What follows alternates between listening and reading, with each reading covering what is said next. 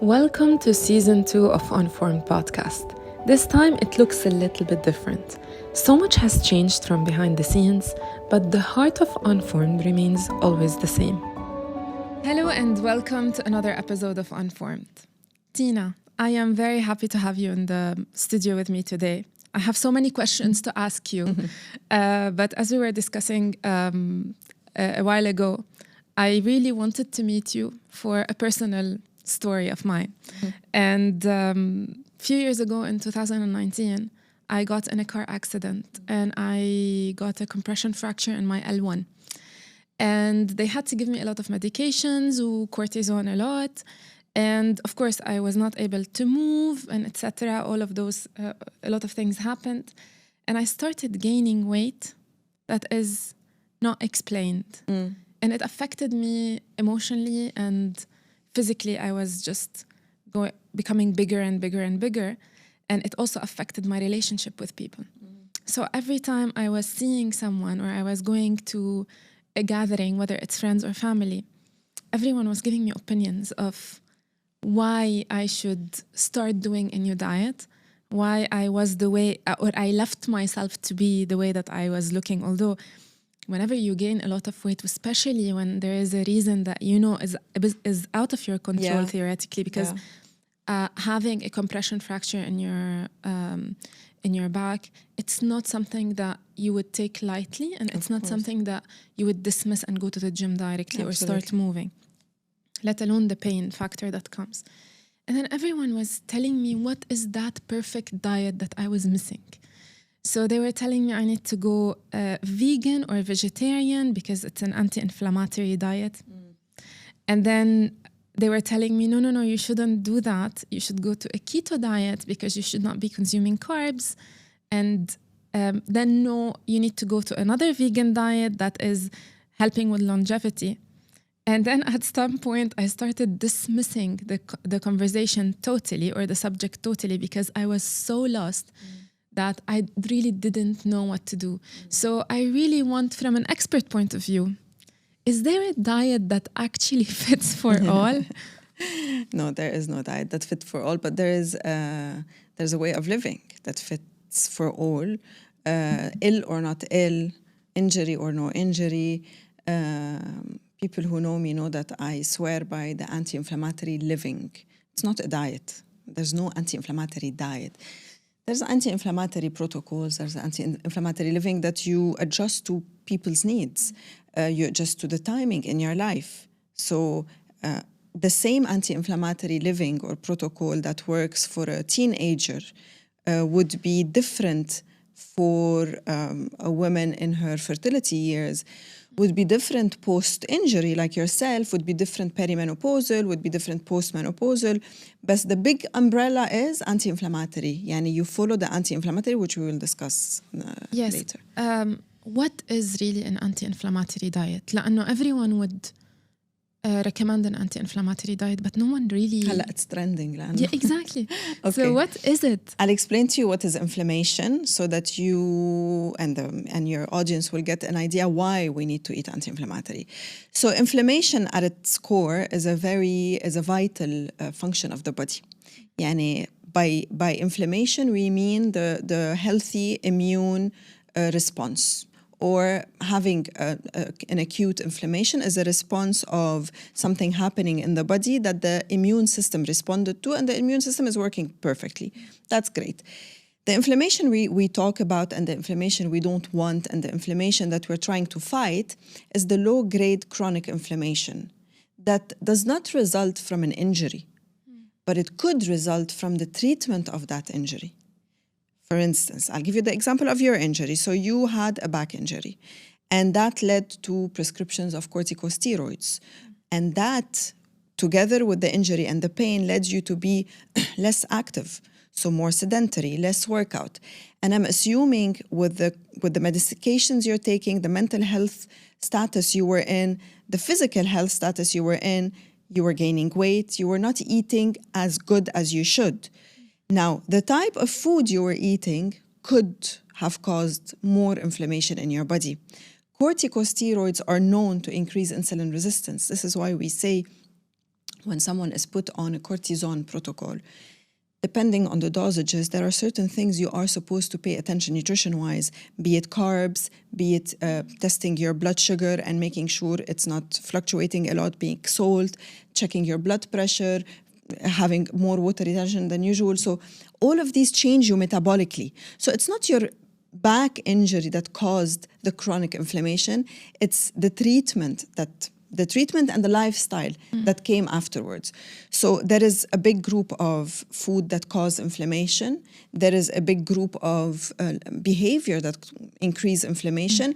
And these are the things that when we say, I'm going to put you on an anti-inflammatory lifestyle, it means I'm going to reduce the food that cause inflammation, increase the food that fights inflammation, reduce the behavior that is causing inflammation, and adjust whatever has been harmed by this inflammation with food, nutrients, herbs, and lifestyle strategies. So it's kind of a 360 approach. It's Absolutely. not really put you on a diet of you eat this in the morning and lunch for dinner. Definitely. And if you want to simplify it, is it very close to the single ingredient food consumption, let's say? No, I wouldn't put it there. If I want to simplify it, I would tell you it's like living a Mediterranean lifestyle in a Mediterranean city with some rules and regulations. كيف يعني؟ For instance, let's suppose you live in Greece, right?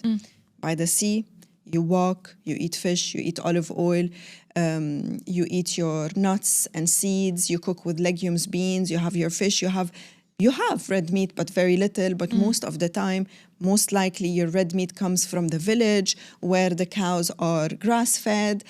So you're living more of a natural Mediterranean life, and you're active, and you're happy, and you're well-surrounded socially. So it's a 360. Now, under inflammation or under anti-inflammatory protocol or lifestyle comes different eating patterns. This is where we speak about diets. So for instance, let's say someone is watching and they're like, okay, but this is how I eat. I eat anti-inflammatory, I consume olive oil, I don't eat seed oils, I only eat grass-fed meat, I have a good fish consumption, etc. But nothing is changing in my life. This is where we start tackling your metabolism. Do you need to intermittent fast? Should you not intermittent fast? Do we need to adjust your macros? Are you eating enough protein? So it's not enough to say, hey, I'm eating fish or I'm eating grass-fed meat. How much fish? How many eggs a week you're consuming? How much legumes you're eating? This is where we become more specific and we start tailoring the protocols. So, and the factors that are also affecting the anti-inflammatory or the inflammation in your body can be external, like stress levels, right? طبعاً. And you mentioned insulin resistance. And to be honest, even on my journey of weight loss, a lot of the times I would reach a plateau. And I would, maybe it would work for me for a while. And then at some point I would plateau. But again, I wish someone at that point told me, maybe it's not what you're doing is 100% wrong, but it's also at some point it's a calories in, calories out. So it could be that it was working for an instance, and then when you needed to do a small shift again in terms of the calories, let's say, I would change it. But at that point I was so lost. So what I would do is I would dismiss everything that I was doing and I would shift everything again to another diet that would put me back on where I was. And people would tell me, maybe you have an insulin resistance. And some people were 100% convinced that I have insulin resistance because I was counting my calories, everything was fine. But it was putting me under so much stress that I was hating what I'm doing because it was just not working. So if you were to clear, what is insulin resistance? And when do you know you have insulin? Is there any symptoms? And what is it actually that everyone swears that they have? Before I answer your question, I'm going to stop at two things you said that are very important. Number one, I'll start backwards. It's interesting how you kept saying, everybody kept telling me. You see how funny it is that everybody has an opinion. And I'm sure those people you're mentioning are not professionals. So this is very triggering to me, not because I'm a health professional, but because I know how vulnerable people attempting weight loss can be, especially women. And for someone who doesn't have a training, who hasn't been asked to give his or her opinion, to say anything can be detrimental for that woman. Exactly. And people have to be very careful, whether it's the mom to her daughter or the partner to his wife. We really have to be very, very careful at this because it can backfire. Number two, you mentioned calorie counting, and you mentioned that you would get to some point where you plateau and you start eating less. And this is, by the way, the story of 90% of women in the world who go through the dieting, which is, again, a very high percentage of women in the world. It's that we fixate on calorie counting, and obviously, naturally, when you decrease your calorie intake, the body adapts and start burning less. You get to a point where you're actually eating as much as you're burning. So automatically, your reflex is, okay, so let me drop more. You drop more, your metabolism drops more. By metabolism, we mean you lose your muscle mass, because there is no way you would be, if you are over-exercising at that deficit, and this is where I would tell you, I would even understand even more that you're not losing weight, because this is where stress level increases a lot. So when we put the body under so much stress, under-eating, over-exercising, in an attempt to break that plateau, this is where things become wrong, and this is where things, metabolism change. By metabolism, I mean your insulin resistance, which we'll talk about now, inflammation increases, stress level increase definitely. Even if I was eating well? You cannot be eating well on a deficit, on a big deficit. This is not well. You see, the definition of eating well, we grew up, I personally even grew up in the 90s and the 2000s thinking the skinnier you are, the healthier you are, which means the less you ate, the healthier you are. And it's a completely flawed theory, because now more than ever we know that the stronger you are, the healthier you are. The more nourishing your food is, the healthier you are. Weight, BMI, even BMI measure is not a health indicator, a health measure. You can be 50 kilos with so little muscles, borderline fat, not very low fat, borderline fat, bad habits, bad lifestyle. You could be 50 kilos, smoking, drinking alcohol, not occasionally, like constantly, or it's a weekly thing, continuously stressed, no stress management techniques, and so you are definitely, when you reach your late 40s, compared to someone who is stronger, exercises, eats nourishing food, and is 70 kilos, the 70-kilo woman who reaches menopause in a better metabolic state is much healthier than you if you're 50. So this is something also, this is a problem we face so much, especially with teenagers, with teenage girls who now are looking for that solution to lose weight. So to answer your questions about insulin, the question about insulin resistance. So insulin is what we need to utilize sugar in the body. So, and sugar or glucose is the final product of digestion of carbohydrates. So any carbohydrate you eat, whether it's fruit or chocolate bar, at the end, now it depends on the speed at which and the other things that come with it, but at the end, the building block of the carbohydrate is glucose, okay? Now, when we digest glucose and we absorb and we reach the end of the digestion in the small intestines, we need to distribute this glucose in the body, to the muscles, to the brain, to the skin. We need it for cell, because cells thrive on glucose. How do we distribute the glucose? It has to cross from the digestive system to the blood system to the tissues or to the organs. Yeah. And the hormone that helps glucose enter those different stages or different parts of your body is insulin. So insulin, I always compare it to the bouncer at the door who lets you in, right? Now, in insulin resistance, the pancreas, which is the gland that produces insulin, is working perfectly. You have no issues with the pancreas. And the insulin is coming, so you eat your carbohydrates, the body gets signals for the pancreas to release that insulin. Now, insulin is released in the blood. It arrives on the site where it's supposed to let the glucose in. It has a key. This key is not working. So insulin is there, but the key of the insulin is not working. So what happens is insulin builds up because the pancreas keeps actually producing, because the body is telling the pancreas, we don't see any glucose. So I'm giving you the very simple, because there are so many pathways that are affected, but this is the simple way. So the body keeps telling, we're not seeing pancreas. Pancreas is saying, but I'm sending insulin. But it keeps sending. This is what we call insulin resistance. So you have built up insulin in the blood. And by building up insulin in the blood and not opening those keys, what's happening is, well, you're building glucose in the blood. And this is where the problem starts. Because glucose, when it builds up in our blood, is inflammatory, is highly inflammatory. And by inflammatory, I mean it affects every organ in your body, from your brain to your hormones, to your ovaries, to your skin. Everything gets affected by an overflow of sugar in the blood. This is insulin resistance. And yes, some women suffer from insulin resistance because of insulin resistance is not a disease on its own. It's a sign of that something is not working. So it's a sign that you're having, let's say, a wrong lifestyle, or you're doing something that is not Either you're working. eating the wrong food, or you have underlying thyroid issues, or you have you're not eating enough protein, you're not exercising your muscles enough. So there are different things that you should or can do to improve your insulin resistance.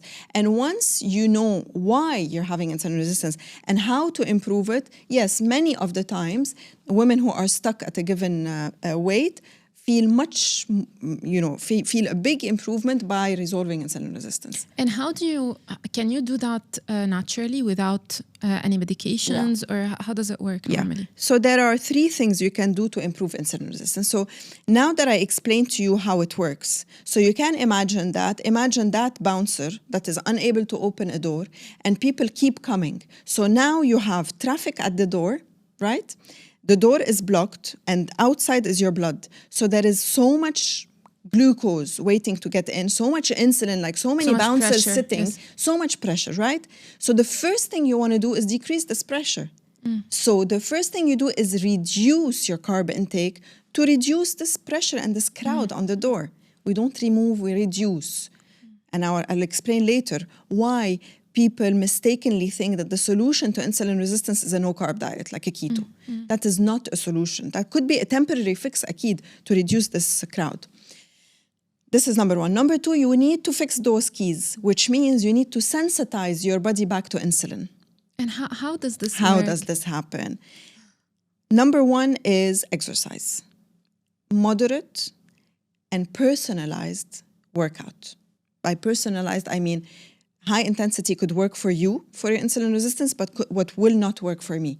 I need more strength training. I need more weight resistance. I need more yoga. I need more Pilates, for instance. But for some people, she needs more running, depending on where she is in her metabolic life.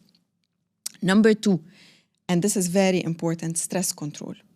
Because stress, and by stress, that I don't necessarily mean incredibly high stressful situation. No, the daily stress that you're not tackling. You live in a job that you hate. You live with a partner that you don't get along with. You're in a toxic relationship. There is something on your mind that you're not resolving, and it's causing you to consistently and constantly be stressed. This is the low-grade stress that on the long run, because of the disruption in cortisol balance, affects insulin resistance. Wow, And so when you resolve that and when you manage your stress, because we can't remove stressors, but we can manage our response to stress, this helps. The third solution is medicinal, or could be metformin, which is like the medications they take for diabetes or pre-diabetes, or the injections, which are now very popular, the GLP-1 agonists. So actually the GLP-1 way of acting on the body can be fixed properly by just exercising and eating the right diet? You mean you can increase your natural GLP-1 Yes. and avoid the use of GLP-1s? Okay, this is a very important question. And the answer will take time, but I'll tell you very briefly. For some cases, absolutely. For cases who have no major metabolic issues, for cases who have no long-term overweight or obesity affecting their life and their health parameters, for pre-menopausal women, so below 30,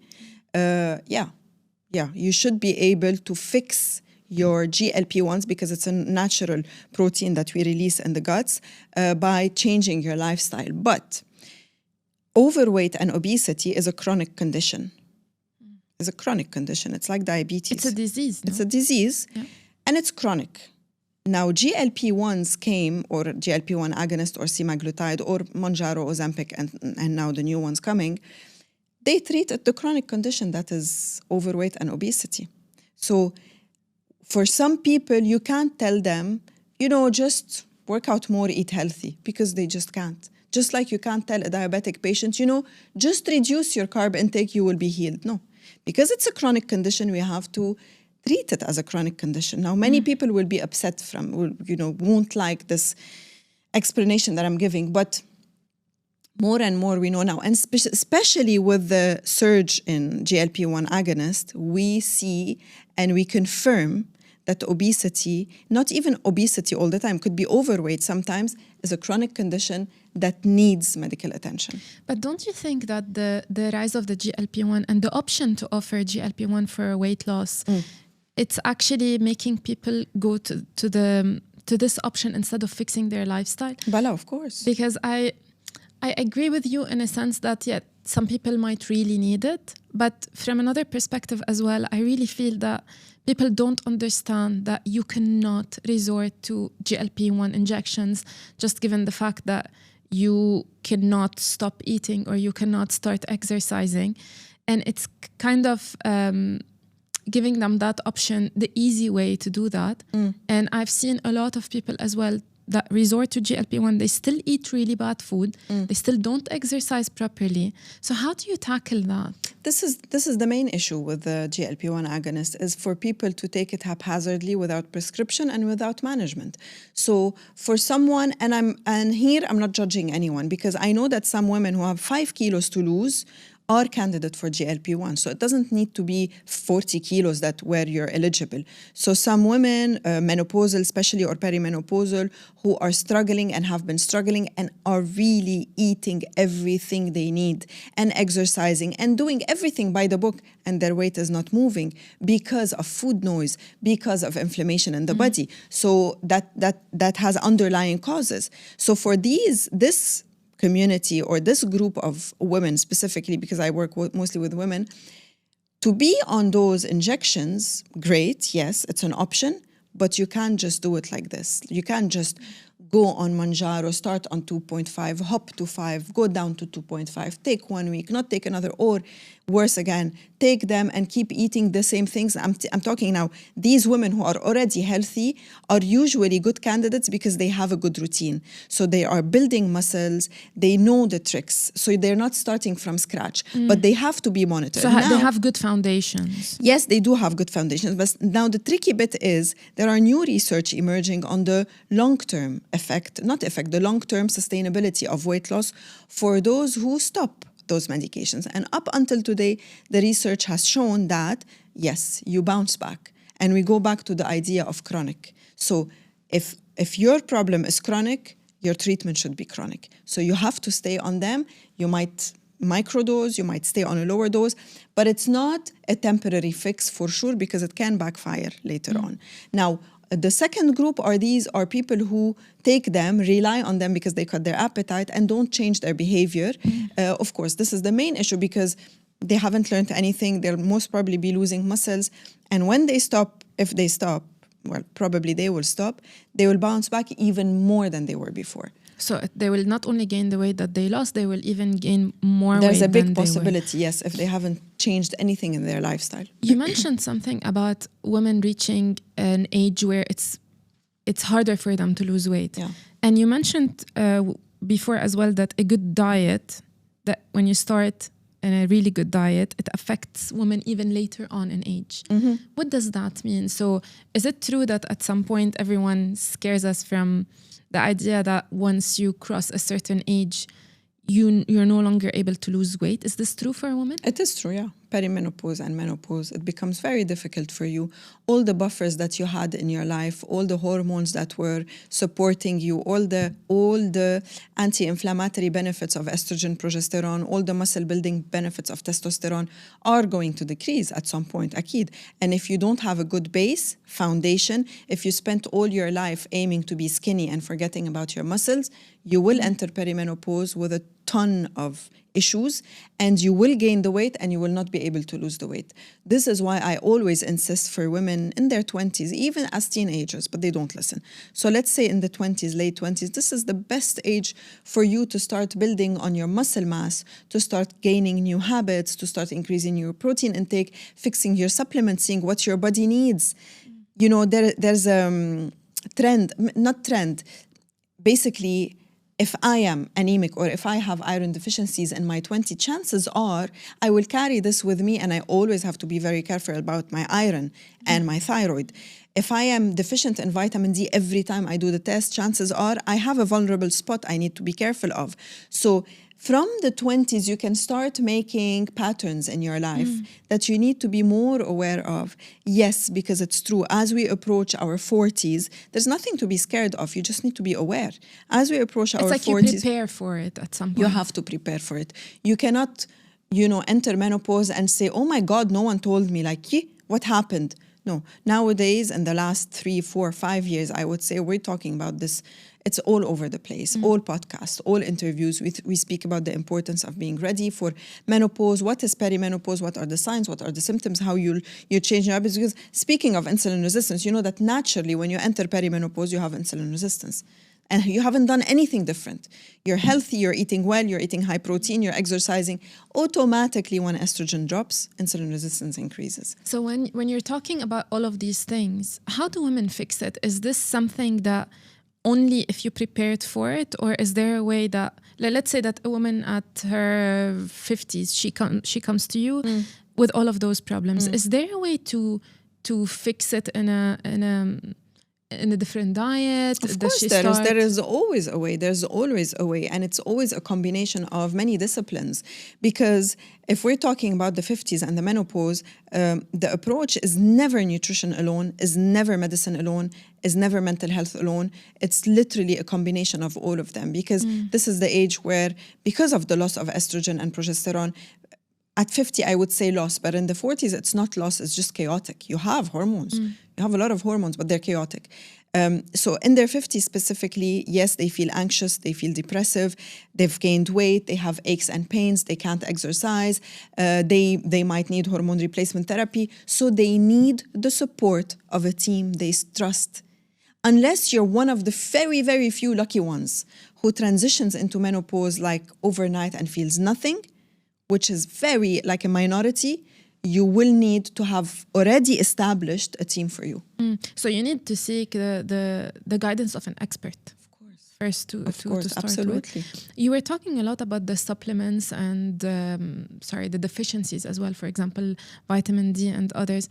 What are I would say the most important things that we need to keep in mind while we are in the 20s or 30s to be able to transition to perimenopause or menopause in a healthier seamless manner? Way. Yes. That's a good question. You actually have to start looking into supplementation as early as your teenage years, especially if you're prone to deficiencies. So I'll give you like big titles. In the teenage years, iron is the king. So you need to make sure you have enough iron. And chances are you will be deficient as soon as after puberty, when girls start bleeding and having their periods. Most girls become a bit iron deficient. We just need to get the gaps, because if we leave the iron deficiency unattended, it can lead to thyroid issues later on. Okay. So iron is the key. It doesn't mean vitamin D is not important, but iron is the king here. Closer to 18, 20, let's say between 20 and 28 or 30, which most of the time this is the age where women start getting pregnant, getting married, making families. Iron stays important. We need to look at vitamin D and prioritize it because it's a pro-hormone. It could affect hormones if it's very deficient. We need to look at thyroid health, zinc, selenium, iron again, our protein intake. This is in the 20s. Omega-3s are very important because they're anti-inflammatory. So this is where we start, tackling inflammation, shway, gradually with the food, of course. Magnesium becomes more important towards the end of the 30s, I would say in the 40s, because now it's very important before, but chances are you're taking it from food and your absorption is better, because this is the key. Why we need more supplements as we age? Because we absorb less. Why do we absorb less? Because of the environment and the food we eat, and the more inflamed we are, our gut lining becomes inflamed, and our absorption of nutrients becomes less efficient. So we will need to either up the dosage or increase the number of supplements we take, or change the format. Because magnesium, you have many forms. Vitamin D. That was my question, because I also, when I was trying to get magnesium supplements, and I was just so lost. Like, is it citrate? What is it exactly? So there are many. There is citrate, glycinate. There are many. For me, my go-to is glycinate because it's the most absorbed. Citrate only in case of major gut issues and constipation.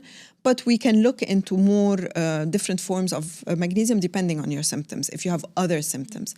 Even vitamin D, you know that starting the age of 30 or 35, I would say, I would switch to a D3K2 form because it helps absorb calcium in the bones, not in the arteries, to avoid atherosclerosis and artery issues later on. Are these supplements the same supplements that we need to keep in mind if a woman or when a woman decides to get pregnant? Because now we have more awareness on how to deal with your body once you plan to or you plan pregnancy. Before, it was something that is natural. I'm not sure if it wasn't thought of much because of the lifestyle that they've had. Probably it was much healthier at some point. Are these the same supplements that we need to keep in mind? And how much earlier you should pay attention to these supplements before getting pregnant? Okay. So what you're asking about is what we call preconception priming. So what we do in functional nutrition, we prepare the body for pregnancy. Now, ideally, as soon as you get your period, you start getting ready to get pregnant. You know what I mean? So as soon as you get your period, you have to make sure your blood biomarkers are normal. You have to make sure your lifestyle is anti-inflammatory. There's no deficiencies. If you have any hormonal issues, irregular period, very painful periods, the bleeding is not normal, all of that, you have to tackle them, get to the root cause and solve it. Why? Because the earlier you tackle it, the earlier you solve it, and you don't face issues. Now, if you keep everything until your fertile years, and this is where you want to get pregnant, and you can't, all of a sudden you can't get pregnant and you panic, this is where we start removing, eliminating. So we would start saying, okay, maybe it's this, maybe it's that. Let's look at the ovaries, let's look at the uterus, let's look at the hormones, let's look at inflammation, deficiencies. Now, to answer your question about supplement, definitely vitamin D. Iron has to be optimal, not borderline, optimal. So ferritin cannot be on the low range just because it's within the range. It has to be optimal because iron plays a role in many functions and in hormone productions. Zinc has to be optimal. B vitamins have to be optimal. Now, B vitamin specifically important for preconception priming because the B vitamin group is very important for detox pathways in the body. And one of the main reasons or one of the main issues we see in the preconception time is blocked detox pathways leading to estrogen dominance. So the woman will feel, she does the blood test and obviously everything is normal in the blood hormones, nothing is off. But you look at the symptoms or you look at the period, how it looks and the color of the blood, the clots in the blood, the PMS patterns, all of it gives you an indication that she might be struggling with estrogen dominance, whereby she has more estrogen in terms of ratio, progesterone to estrogen, more than she should. And when this happens, it affects fertility. Why does it happen? If she's not eliminating the used estrogen properly. So when during our monthly cycle and we use estrogen, we have to eliminate the residues, right? Or the inactive or the bad form of estrogen. The elimination happens in the gut, through stools, bowel movement, in the liver, in the skin, in the sweating. All of these are elimination pathways. If any of them is blocked, it affects the buildup of estrogen in the body and it could lead to hormonal issues. So B vitamins play a role in phase 2 of the detox pathways because we have 3 phases. So if someone is very deficient in B vitamins, yes, they will face issues, hormonal issues. So we make sure that they get during pregnancy. No, to get pregnant. To get pregnant. To get pregnant. So during pregnancy, we speak more of folic acid specifically for the newborn. But to get pregnant, I mean, fertility-wise, fertility enhancing, B vitamin. With some women who suffer from PCOS, for instance, polycystic ovarian syndrome, we have a supplement called myoinositol that we use that improves the function of the ovaries, reduces insulin resistance. That usually results from PCOS. What we look into as well is omega-3 because it's very important preconception to have a good bagage of omega-3. Otherwise, depletion of omega-3 during pregnancy has been linked to postpartum depression. So there is a lot of nutrients that we need to focus on. Some of them are common, like the vitamin D, but some of them are new, and she will only need them in that area, in that era, if you want. And some of them stay with her during pregnancy in her prenatal vitamins. Yes. And in one of your talks as well, you mentioned something that always sticks to my mind, honestly.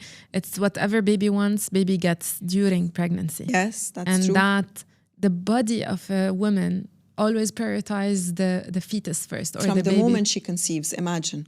I mean, definitely later on, even when she gives birth, the priority goes to the children. But imagine from the moment she conceives, the body is programmed in a way to feed the baby first and leave the mom later. And it's crazy to think about that because that's when you say it needs to be at an optimal or an optimal level because you can't have a small deficiency because at some point it's going to really affect you during pregnancy and even body functions post. as well. Yes. I want to move to intermittent fasting. And I have always this dilemma whenever I try something. Does it really work for women's body or is it mostly tested on men? Because I'm a very big fan of Andrew Huberman. And I follow his podcast a lot. And one of his protocols are intermittent fasting and delayed even caffeine consumption in the morning. Yeah. And at some point, he also talks about fasted cardio in the morning. For me, I always have this dilemma to try to see if this is the best case scenario for women, because in different other podcasts as well, different people say that it's not really ideal for women to do something like that. What do you think about intermittent fasting? Who can do it? Who cannot do it? And what do you think about fasted cardio specifically? Okay. So definitely the research has been made more on men than women. Definitely men in general benefit more from chrononutrition or intermittent fasting or timed food or whatever we want to call it. This we agree on because of the way they are, because of their muscle mass, because of their metabolism, because of their hormones, because of the lack of cycles. They don't have the same cycle like us every month. So this, we established that men are more responsive to that. But it doesn't mean all women should not do it. Here we will split women in two. You have women with a flexible metabolism and women with a more rigid metabolism, stress-resistant, stress-sensitive plutôt, yani more vulnerable and less likely to benefit from intermittent fasting. In these two groups, if I'm looking at the women who are vulnerable and to whom I would never recommend intermittent fasting, we start with women who undereat, over-exercise. Women who that was me at some point. Exactly. So women who are living on a diet, you don't do intermittent fasting. Women who have eating disorders or a history of an eating disorder or disordered eating. So it doesn't have to be anorexia or bulimia or binge eating. No, it can just be emotional eating. Women who have diagnosed insulin resistance that hasn't been tackled, right? Women who have never done it in their life. These women, they might at some point be a good subject, but they need a lot of work. And I wouldn't include the eating disorder in this group that might. So, but someone with insulin resistance could deal with the insulin resistance, fix the insulin resistance, and benefit greatly from intermittent fasting. The other group of women are women who exercise moderately but smartly. They do their resistant weight training. They eat their protein. They have a routine. The body loves routine. The body hates surprises. Today I have breakfast, tomorrow no. Today I have lunch, tomorrow I have 2 lunches. Today I finish eating at 8 p.m., tomorrow at 10 p.m. You get the body confused, and the moment the body is confused from anything, the first response or the first line of defense comes from the immune system. Okay, the alarms is off, something is off, we need to do something, inflammation increases. So keep your body feeling safe with the timing, with the food, with the exercises, with the stress, with the environment, with the social interaction. The more your body feels safe, the better you will feel, the more stable your metabolism is, and the more you can do intermittent fasting. But intermittent fasting specifically, you need to do it gradually. You need to build your tolerance to intermittent fasting, because personally, I intermittent fast. And if you had asked me 7-8 years ago, I would have told you, never. Anna, my breakfast is the most important meal of my day. And for many of us, breakfast is still the most important, and it's great for women who want it and who feel better with it and who need it. For me, gradually, and it came very naturally, especially after my breast cancer treatment and the medications I was on and the changes in my metabolism and the menopause that happened, I started feeling that the solutions that worked for me before are not working anymore. Yep. And so I started contemplating and exploring new things. Intermittent fasting started after I stabilized my blood sugar. So I did put the continuous glucose monitor for the longest time, and I started seeing patterns, and I worked on it, and I changed my nutrition. I improved my workout. I felt it came naturally. Like naturally, I was ready to intermittent fast. I started 14. I increased to 15. I regularly do 16-8, and sometimes I go up to 20, and I don't feel a thing. I perform, I exercise, I keep building. I have a muscle mass that gradually is increasing because of my workout and my food. So for me, it works. For you, let's say you tried it, it didn't work. It could be just not your thing. Your body is not made for it. You're not ready for it, or you just need to be trained for it. And now they're even testing new things that are 48-hour fast and now 72-hour fast. Yeah, this is more therapeutic. So I wouldn't. In what sense? In longevity, cancer prevention, pre-chemo sessions. I wouldn't recommend the general population to be on them. You really need to be at a level of maturity in your metabolism to be able to do that and benefit from it, because if you're not at that level, it will backfire on you. Especially if you're a woman, it will trigger an imbalance in your cortisol, and it will lead to more stress and more fat gain, weight gain around the belly area. So it's not a game, it's not a joke. You really need to do it with a professional, and do it gradually. And what about the fasted cardio? So you talk about the workouts that work for you, but is it true that women are not, like, it's not ideal for women to do fasted cardio? Yeah, do they need? Yeah, the research so far have shown with women that there is no proof that fasted cardio would benefit women. It wouldn't harm them, maybe those who are metabolically mature, but it wouldn't necessarily benefit them. The only little benefit women can get from it is a bit of increment in calorie burning during the fasted hours that technically lasts only during the session. It's not a long-term thing. So I wouldn't recommend it unless, again, you're someone who has been intermittent fasting for long and who's been doing it for long and feels great doing it. But then let me tell you something. You have to listen to your body. Let's say you tried it and you felt amazing. This means you are ready for it. But if you try it and you feel tired, stressed, you have fast heartbeats, you're so hungry during the day, it means something is off and your body is not ready for it. Yes, and you said something that is very important, to listen to your body. And this is one of the things that it really worked for me, because at some point I started stabilizing my lifestyle based on what works for me, even though a lot of people were, and some of them are experts, to tell me to do something. But again, I think one of the very key points that you mentioned is listening to your body over and over again, because it might work for other people, but it's just not working for me at some point. Yeah. So this is something that is very, very important. I want to ask about the protein quality, because I personally count my protein intake or macros. And is it true that if you shift to a vegetarian or a vegan diet, the quality of the proteins do not match the quality of the animal protein or the normal keto diet protein? Yeah, definitely. The quality of of proteins, let's put it this way, coming from vegetarian sources does not necessarily match in the same quantities, meaning you need more work and more engineering in your diet if you're vegan and vegetarian to reach to all the 9 essential amino acids and the protein quality that you would otherwise get from a piece of steak, right? We agree on it.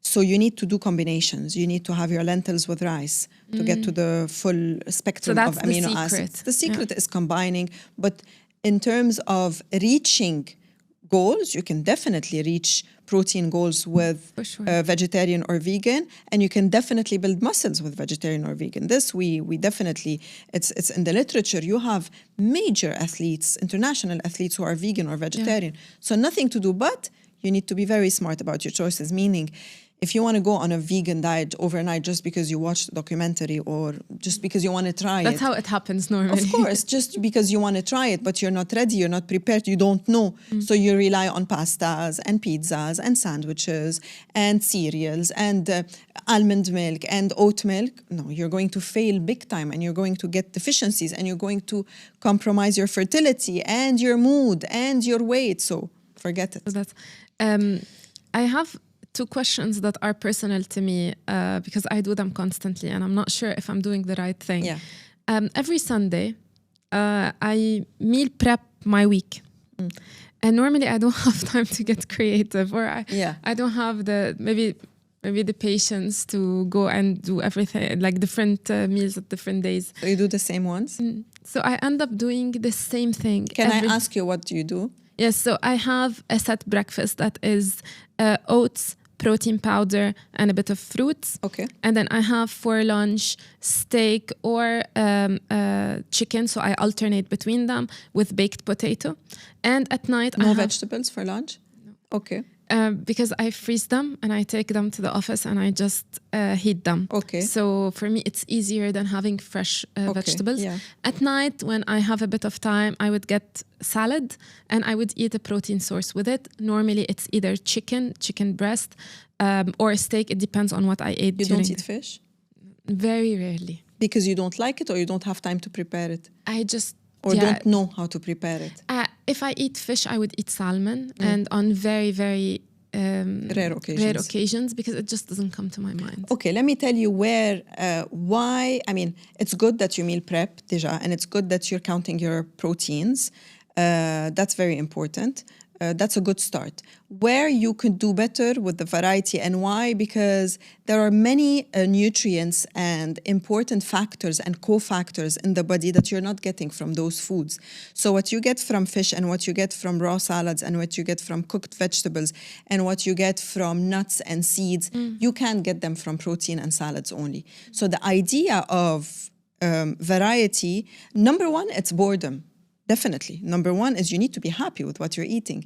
And this is why meal plans work wonders, because every day you get a new dish for lunch, a new dish for dinner. True. You have a variety. But number two is the variety of phytonutrients, probiotic, yani the bacteria, prebiotic, the fibers. So our body needs a very big spectrum. Why? Because think of it like a multivitamin. How many vitamins are there in a box of multivitamins?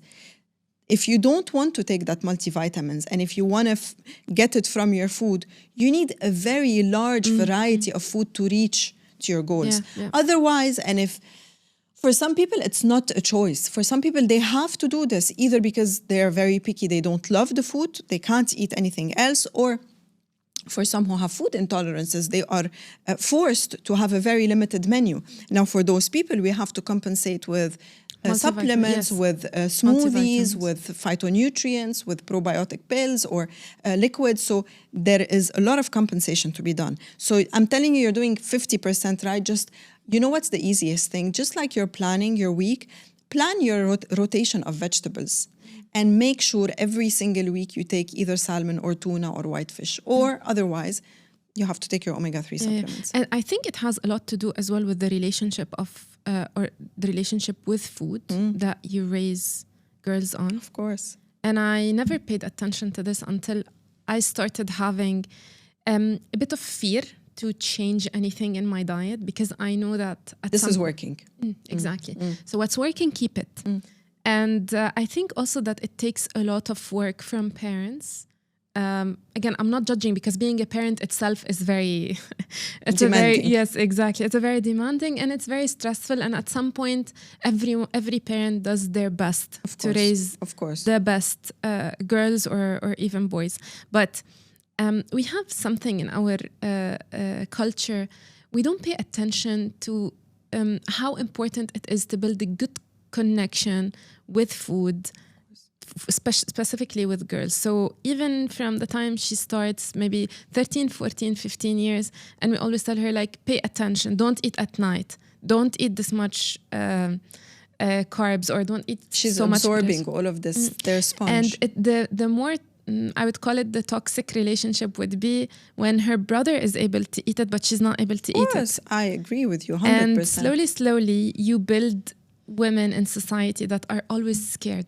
Who have disordered eating. Yes, I still have it because for me, it's not easy to increase my carb intake. Although sometimes and this is what led me to over-exercise, under-eat. I know that I need to eat extra. And my coach tells me, you need to hit the 1,800 calories when you're training for a high rocks, for example. It's very crucial for you to have the fuel that you need for your body. And especially carbs, because it's a very high intensity exercises. I would feel so guilty. I'd always feel guilty to have this. So how do you build good connection with food, or teach young girls to have a really good connection with food? First of all, for you specifically at your age, because there are many women like you, the solution for you is to actually sit with an expert and trial and error and see for yourself. And once you know and you see that it's actually working, I'm actually building more muscles, I'm losing fat, then this fear will go. But definitely, I agree with you that we do tend to raise girls scared, obviously, scared of food in general, very self-conscious about their weights, about their fat, their weight, their shape, the number on the scale. And we inherit from our moms. So it's why I'm saying this, because it's not like the mom wants to raise her daughter like this. Absolutely not. It's very difficult. And I know it because I have a teenage girl and I am a dietitian, and even for me it's tricky. It's what you mirror. So the way you deal with yourself is the way she will be dealing with yourself. It's not about what you tell her. You can be telling her from now until tomorrow, it's okay. Weight is just a number on the scale. You're strong. You're beautiful. I love you. You can be telling her every day. But then in front of her, you put your jeans and you go, tomorrow I'm not eating anything. Or you go on the scale and you're like, oh my God, what is this? Yeah. Or you judge another woman in front of her. Khalas, that's it, lost. Your lessons are gone, because what the values you give her are what you show, what your values are. This is why it's very important to educate women, mothers, before we get to the girls. When a mom has healed, because we all are a product of this toxic relationship with food and with our bodies. Why? Because our moms didn't have this awareness. There was no awareness. They didn't know that if they shouted on their daughter to stop eating, that this will cause trauma for her life. They thought that they're helping her. So first we heal this generation so that their daughters don't inherit this. And then akid, by teaching them by teaching girls. So I have a lot of teenage girls who come to my office, to my clinic with their moms. To start with, they need to understand their bodies. They need to understand what is happening in my body. Why am I gaining weight at 15? What do hormones mean? How do I get my period? What did my period stop? Why did they send me here? Because I have PCOS. What is PCOS? So the more girls are, kids, this generation is so smart. You just need very simply to explain things in simple terms, and it triggers the lamp, the bulb. And this is where they know, okay, so if I do this, it leads to this. That's it.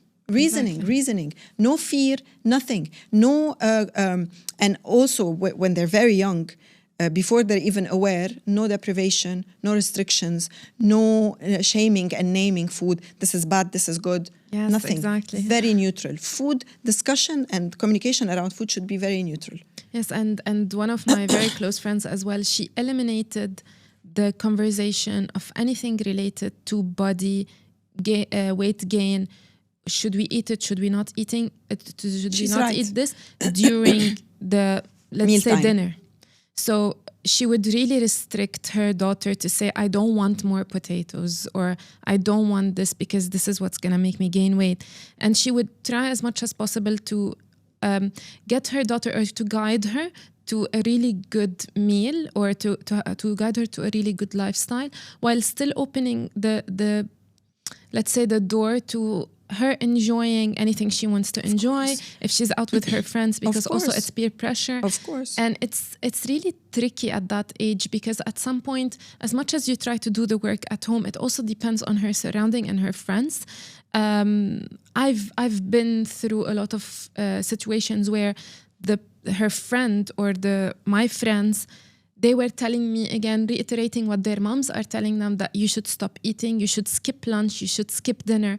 So it's super tricky at that age. But I think that once you are more aware of it, you're trying to fix it better, or to deal with the... You're just guiding her. You need to, as moms in general, we just need to put them back on track. They go out of track, they go off track, we put them back on track. We're not here holding their hand and forcing them on the track.